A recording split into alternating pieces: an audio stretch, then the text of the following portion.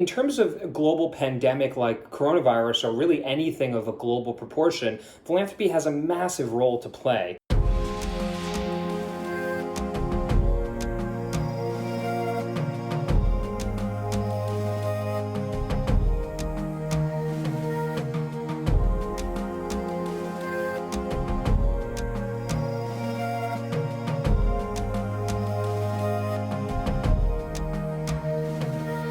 Hi everybody, this is Dominic, and I'm here to speak with you about the role of community philanthropy in terms of the coronavirus. Philanthropy is an interesting thing. It literally means lover of humanity. In terms of a global pandemic like coronavirus, or really anything of a global proportion, philanthropy has a massive role to play. In the United States, for example, one of the things that's very interesting is that our response to this pandemic really didn't come about till the private philanthropic sector was activated. You had a sort of a slow government response, and then the philanthropic sector sort of jumped in, and it's exploded over here in a positive way. Much like most global problems we face, whether it's transnational crime, refugees, asylum, global warming, any of these sort of large problems that we face, is that the world has more than enough money to fix them. Global GDP is about $80 trillion. Global high net worths are worth about $60 trillion. So you're talking about trillions and trillions of dollars, and yet the global philanthropic sector is basically about $1.5 trillion, give or take. The point being is that there is a massive amount of money out there, and most of the problems that we have in the world, whether it's climate change,